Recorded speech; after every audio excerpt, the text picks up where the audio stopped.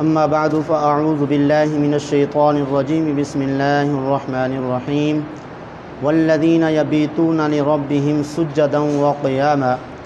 صدق الله العلي العظيم وصدق رسوله النبي الكريم الأمين قال الله تبارك وتعالى في شأن حبيبه مخبرا وآمرا إن الله وملائكته يصلون على النبي يا أيها الذين آمنوا صلوا عليه وسلموا تسليما۔ تمام حضرات بواز بلند و شریف علیہ الصلاۃ والسلام علیک یا رسول اللہ وعلی آلک و اصحابک یا حبیب اللہ، الصلاۃ والسلام علیک یا رسول اللہ وعلی آلک و اصحابک یا رحمۃ للعالمین۔ واجب الاحترام حاضرین و ناظرین، جیسا کہ آپ حضرات کو معلوم ہے، آج کی یہ محفل سیدنا حضور غوث پاک رضی اللہ تعالی عنہ کی یاد میں انعقاد پذیر ہے۔ ہم سب کی حاضری کو اس پاک محفل کے اندر شرف قبولیت عطا فرمائے۔ قرآن پاک کی سورۃ فرقان کی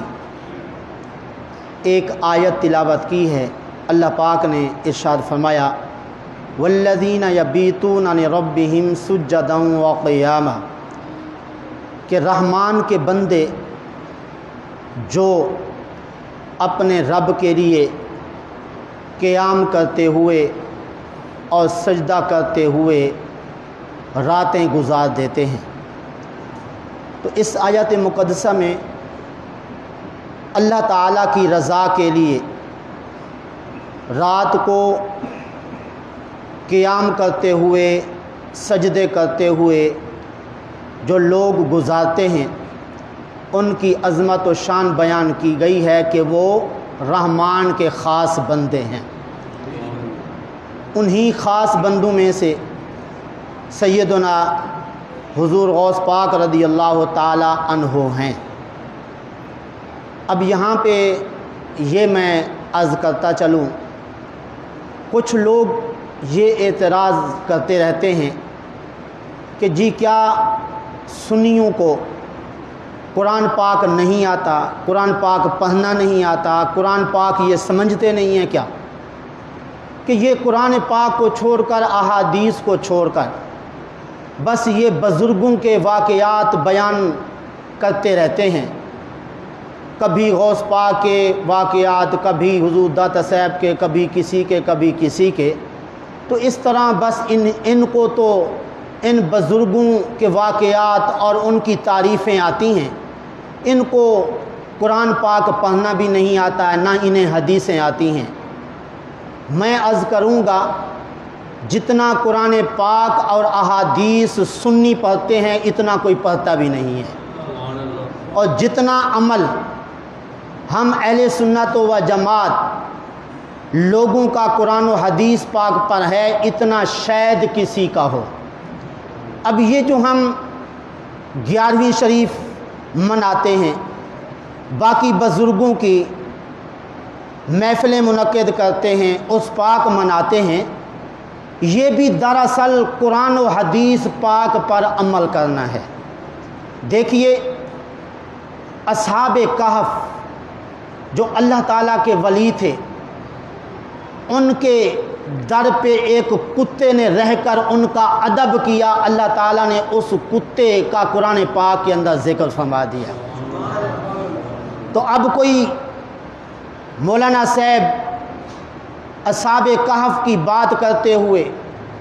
اور اس کتے کی بات کرے، اب لوگ کہیں کہ جی دیکھو یہ بھی عجیب مولوی ہیں کہ جناب کتوں کی بات کرتے ہیں، تو ہم کہہ سکتے ہیں کہ اس کتے کی بات جس کو قرآن پاک نے اپنا حصہ بنایا، اللہ نے اس کتے کا ذکر قرآن پاک کے اندر کر دیا، تو اس طرح ہم جو ہے قرآن پاک پڑھ کے اس طرح ان اللہ والوں کی باتیں کرتے ہیں، اپنی طرف سے تو کچھ ہماری طرف سے ہوتا ہی نہیں ہے۔ تو اس طرح اگر ہم حضور غوث پاک رضی اللہ تعالی عنہ کی عظمت و شان بیان کرتے ہیں، کبھی ان کی عبادت کا اور کبھی ان کی قرآن پاک کی تلاوت کا حال بیان کرتے ہیں، یہ بھی دراصل قرآن پاک اور احادیث پاک پر عمل ہے۔ اب جی اس بارے میں دلائل آئیے ذرا غور سے سنیے۔ مشکات شریف میں حضرت عبداللہ بن عباس رضی اللہ تعالی عنہ فرماتے ہیں آقا کریم صلی اللہ علیہ وسلم رات کو ایک قبر کے اندر تشریف لے گئے اور قبر کے اندر جا کے آقا کریم صلی اللہ علیہ وسلم نے محسوس فرمایا اندھیرا، تو آپ کے لیے چراغ جلایا گیا۔ رات کا وقت تھا، اندھیرا تھا، چراغ جلایا گیا۔ جس میت کو آقا کریم صلی اللہ علیہ وسلم نے دفن فرمانا تھا اس کو آقا کریم صلی اللہ علیہ وسلم نے مغرب کی طرف سے اپنے ہاتھوں میں لیا، مغرب کی طرف سے۔ پھر آقا کریم صلی اللہ علیہ وسلم نے ارشاد فرمایا اس میت کو تجھ پر اللہ تعالیٰ رحم فرمائے کہ تو بہت رونے والا تھا، قرآن پاک کی بہت زیادہ تلاوت کرنے والا تھا۔ اب ذرا غور فرمائیے، آقا کریم صلی اللہ علیہ وسلم نے اس میت کو جس کو حضور نے اپنے ہاتھوں سے دفن کرنا تھا، ایک تو مغرب کی طرف سے لیا، یعنی اس میت کو مغرب قبلہ کی طرف رکھا گیا تھا، تو قبلہ کی طرف سے حضور نے اپنے ہاتھوں میں لیا اور قبر کے اندر دفن کیا، جس سے یہ معلوم ہوا کہ مردے کو جب قبر کے اندر دفن کریں تو قبلہ کی طرف اس کو رکھیں تاکہ جب دفن کرنے کا موقع آئے تو قبلہ کی طرف سے اس کو لے کر کے اس قبر کے اندر دفن کیا جائے۔ اور اس کے بعد آقا کریم صلی اللہ علیہ وسلم نے اس میت کو دفن کرتے ہوئے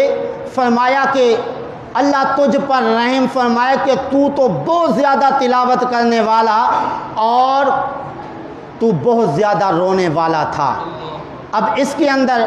کچھ لوگ کہتے ہیں یہ مردے تو مر کے مٹی ہو گئے،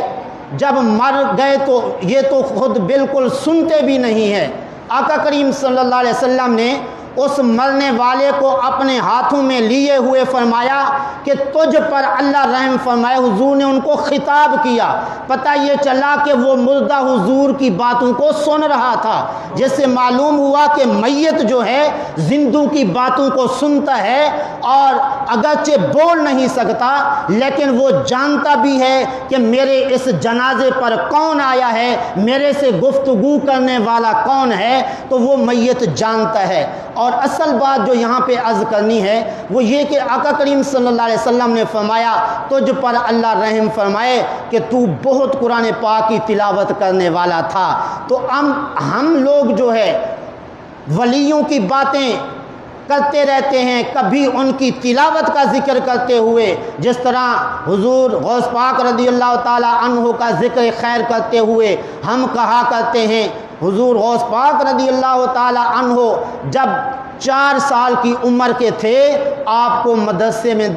داخل کرایا گیا، استاد جی نے فرمایا بیٹا پڑھو بسم اللہ الرحمن الرحیم، بسم اللہ سے شروع کیا، 17 پارے سنا دیے،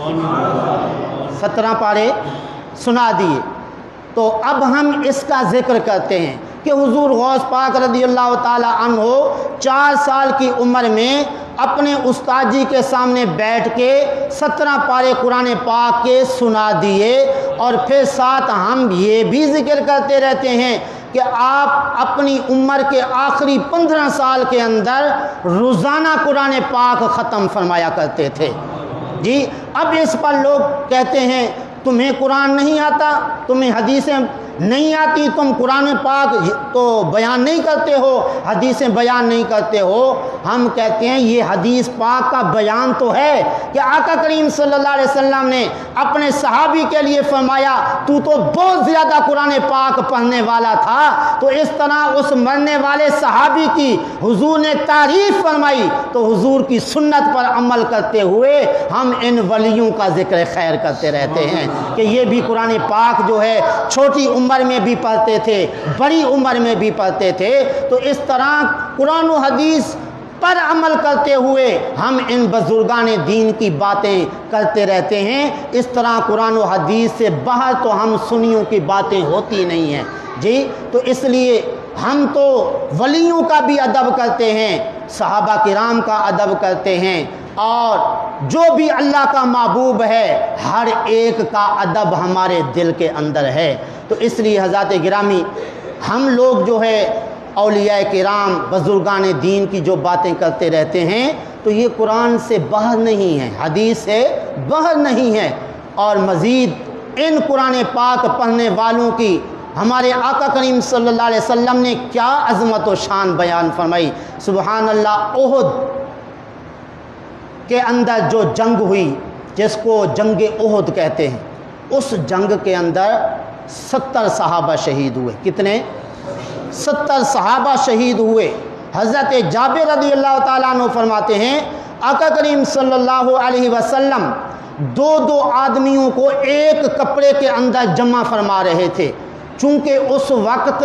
کپڑے کی قلت تھی، کفن کے لیے کپڑا میسر پورا نہیں تھا، اس لیے آقا کریم صلی اللہ علیہ وسلم کے چچا حضرت حمزہ رضی اللہ تعالی عنہ بھی جنگ احد میں شہید ہوئے۔ آپ کے لیے اتنا کفن نہیں تھا کہ آپ کا پورا جسم ڈھکا جائے،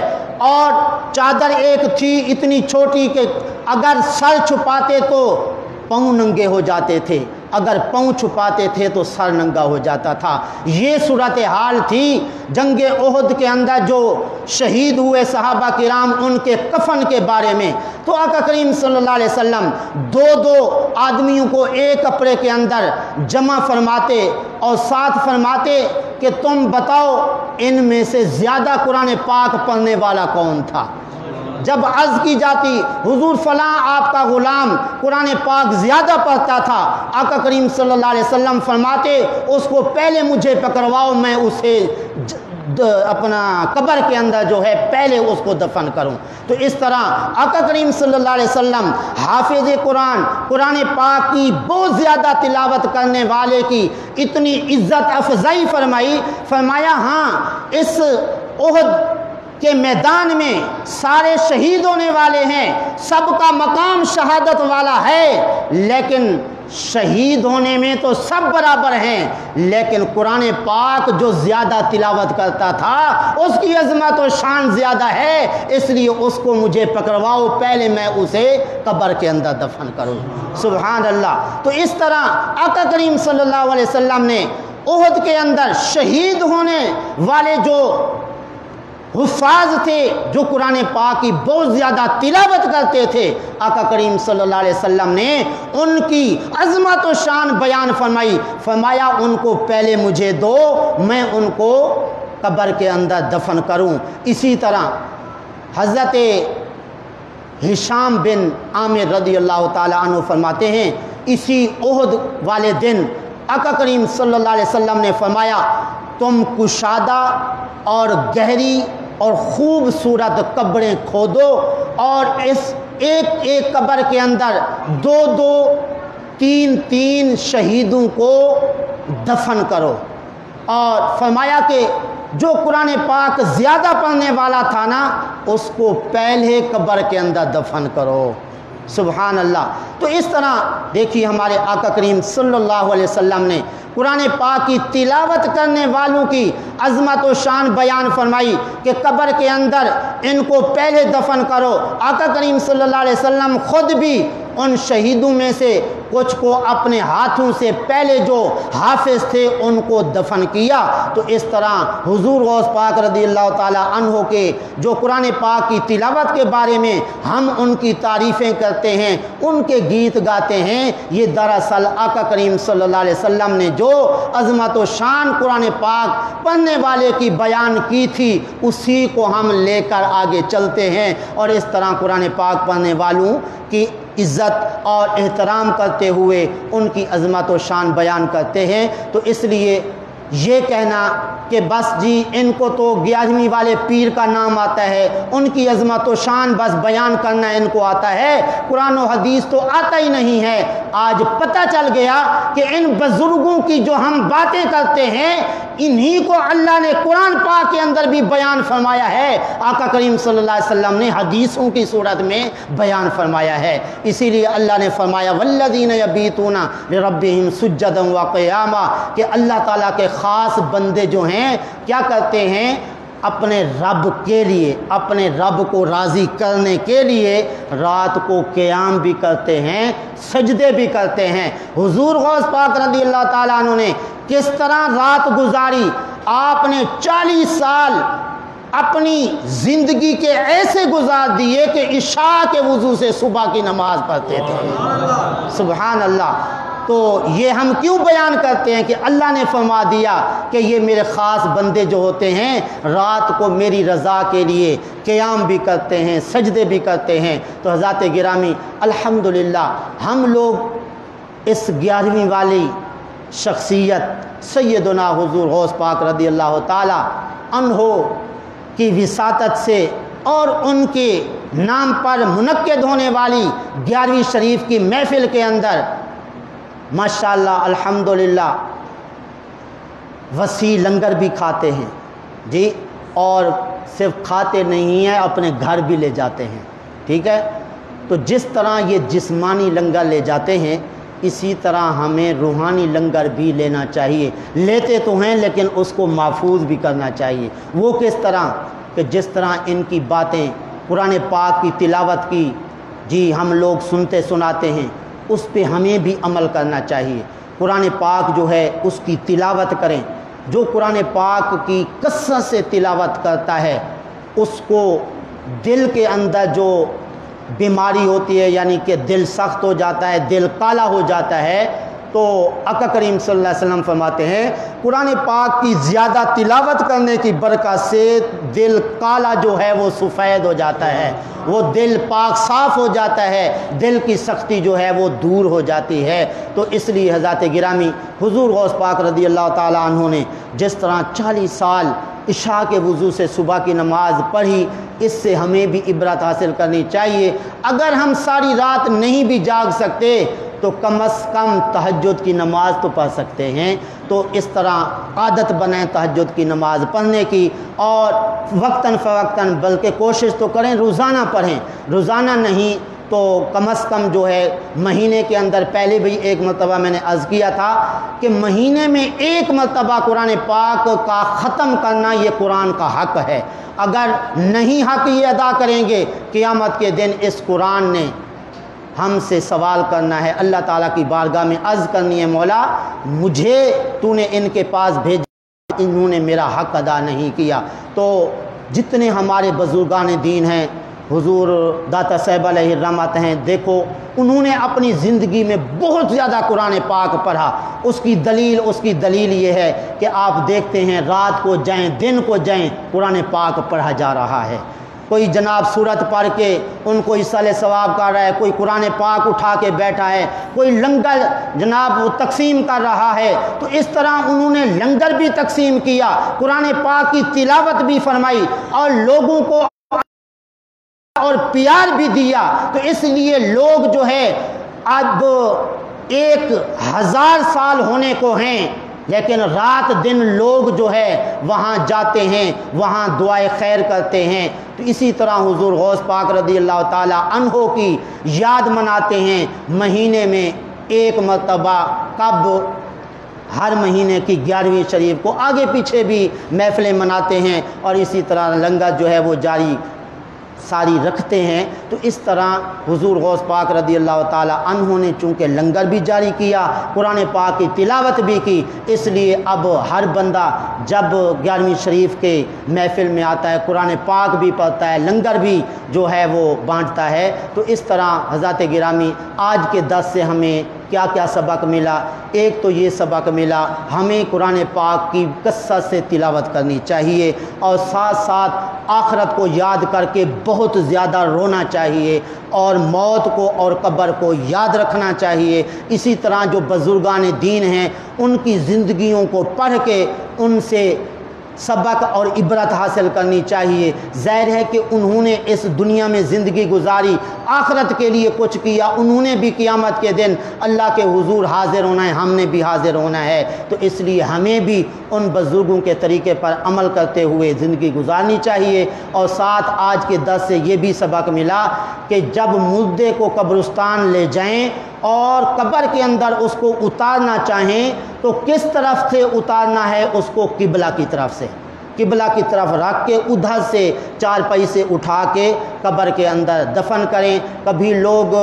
सर की तरफ यानी कब्र के सर की तरफ रख लेते हैं या पाँव की तरफ या जो है बाईं तरफ रख लेते हैं, ये क्या है, सुन्नत के खिलाफ है। तो किबला की तरफ उसको रख के किबला ही की तरफ से उस मैयत को कब्र के अंदर दफन करना चाहिए। दुआ है अल्लाह ताला की बारगाह में जो कुछ कहा सही सही अमल की तौफीक अता फरमाए।